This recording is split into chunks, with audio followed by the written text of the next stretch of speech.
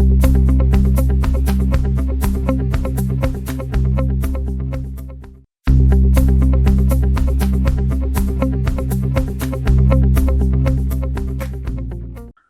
is, under the People's Democratic Party government, they spent $16 billion to buy Nigerian darkness. We are still calculating in one of the APC. Okay, you can be part of this program by calling us on 0903 222 9797. That's 0903 222 9797. You can also call us on 0808 222 That's 0808 222 In the alternative, you can call us on 0818 222 I think we have a caller here. Let's hello, good morning. Hello, good morning. Hello, we picked your call. Hello, good morning. Good morning. Who's on the line, please? Okay, Patrick, go ahead, please. Good morning, Patrick. How are you today? All right, thank you, Patrick. Before you answer that, let me read there's a WhatsApp message here so that you take the two together. It says, good morning, Lawrence. Thank you so much for bringing Omoyele Sowore onto your program. My question for him is, how will he tackle the level of unemployment if he becomes the winner of the 2023 elections in Nigeria? So you can take the two together. Well, thank you very much, Patrick, once again. And I'm doing my very best. And one of it is this radio show today, where we are reaching a sizable number of listeners. But that's not the only thing. Nigerians must decide, and I repeat here, the operating word is must decide this time around if they want to vote for popular candidates by virtue of what you have said, or competent candidates. Because it's very easy to buy popularity. It's easy to pay off influencers on social media to paint white as red and present incompetent candidates, complicit candidates as the most competent in the country. But as you're hearing me, you also have a job to spread the message to those who are around you.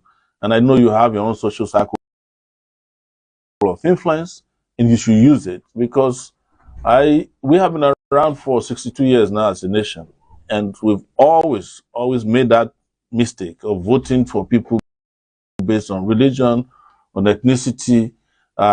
We voted the last time on the basis of lies, and we cannot continue doing that in this dispensation. So I'm pleading with you, because I don't have a deep pocket. And as I've earlier discussed with our host here, I also refuse to go and meet those who have deep pockets. I refuse to go and genuflect on the altars of the fallen gods of this country. One moment, there's a call here. Let's take this. Hello, good morning. Good morning. Who's on the line, please? Oh, all right, Yemi. Yemi, please, can you speak louder? Just go ahead. Thank you. We have not seen or heard about your campaign council. Don't you believe in setting up a campaign council? We have a campaign council, but I'm not going to be loud about a campaign council. I just hate this lousy way of doing politics in Nigeria. For just to say it, I did not stop campaigning since 2019. So the council has always been there. Yeah. And our campaign council members are the ones who will go to protest. They are the ones who will fight for good governance. They are the ones who fought during NSAS revolution now and all the struggles. And they are in villages, they are in towns, they are on campuses. So we don't want to have this bogey of a campaign council so that we can make you feel like we have bought new clothes to show to you on TV. It's for people to go into every nook and cranny of the country and campaign. That's the most important person. So anybody that believes in us, or that believes in our agenda and ideology, is a member of our campaign council. That's the way we see it. Though we have organized an administrative campaign council, but we are not going to go the route of the other people who love just shouting about campaign council, when in fact they should be announcing that these are violence councils, these are bribery councils, these are compromising councils. Okay. Yes. So, but there was a question about employment, and I know this is very important. Unemployment.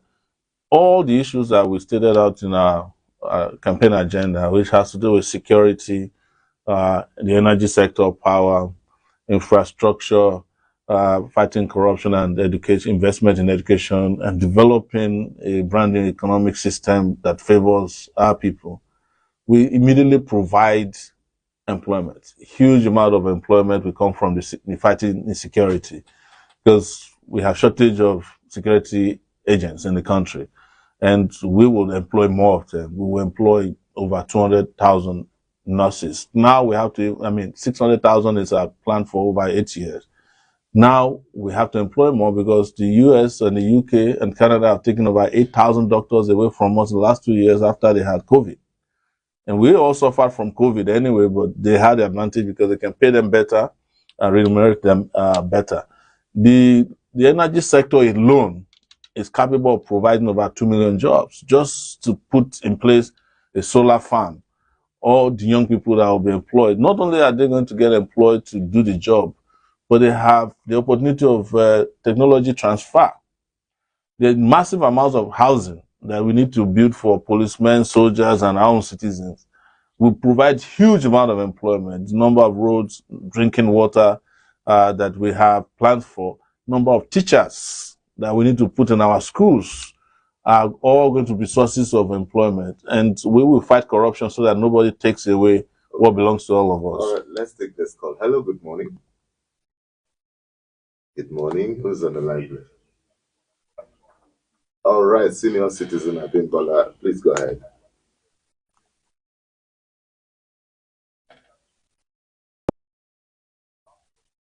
Please go ahead.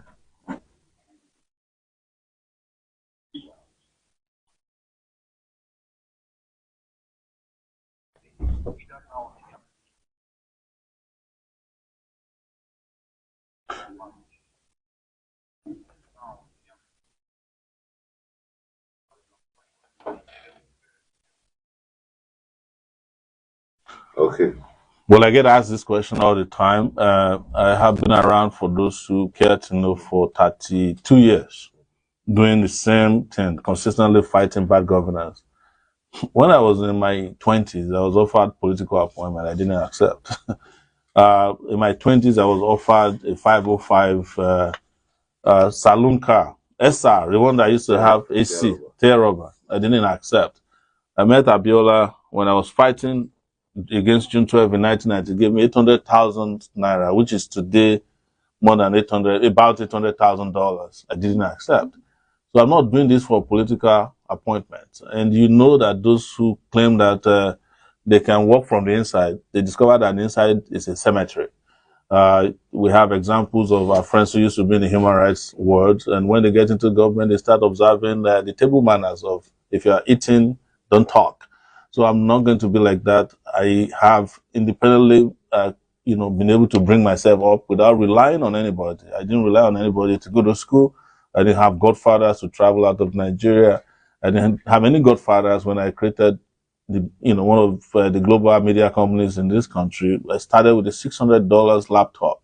So I don't need a political appointment to survive, which is what most people do. But I will continue to serve the Nigerian people in whatever capacity is required of me, either I'm in government or outside of government. The only way I want to participate in government is to be able to influence the social, political, and economic development of my country and the capacity of president. That's how I presented myself this time around. All right, let's take this call. Hello, good morning. Hello, good morning. Oh, I think we lost that. Let's look at this issue. It's still part of energy, the subsidy question. Yes. Over the years, so I think with the line is, but let's take this call. Hello, good morning. Good morning, sir. Good morning. How are you today?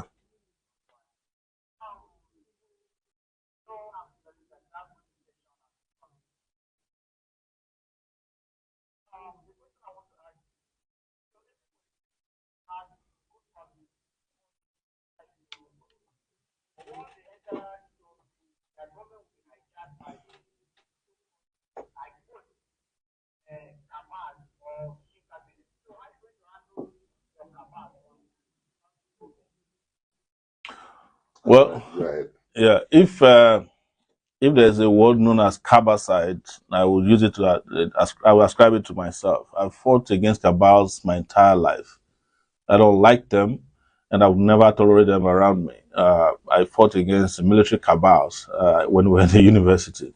We have fought since 1999 against the civilian cabals, cabals in the oil sector, cabals in the subsidy sector, cabals in central bank, cabals who are in customs, immigration. There's no cabal in Nigeria that I've not fought against, including sometimes extra governmental cabals in the religious sector, you know. So there are cabals everywhere, and I can show you evidence that I fought all of them without fear. And I have scars to show for fighting these cabals, political, social, cultural, all kinds of cabals. Okay, let's move on because we are gradually running out of time. You were 22 years when you became the president of the University of Lagos Student Union. Actually, 21 at the age of in 1992. Okay, yes. So, what do you make of student unionism today? Oh man, I don't even want to go there. The student unions of today have become an appendage of the state. Not only are they an appendage, they have become an oppressive system against students. And how you describe it is their quest for the paraphernalia of office. The student union leader who is more interested in driving a big car as opposed to fighting for rights of students. In our days at the University of Lagos, we arrived at the University of Lagos paying 45 naira as school fees. We left paying 45 naira as school fees. That was how so many of us were able to graduate. I'm sure if you did your poll in the university in those days, only about 20% of students could have afforded even that 45 naira. My father gave me only 20 naira to pay school fees. I had to be going from house to house in Lagos to my uncles and cousins to gather the rest of the money. And then they had to pay accommodation of 90 naira. Today, a lot of students are unable to afford college education. They can't even afford secondary education. Some can't even afford primary education.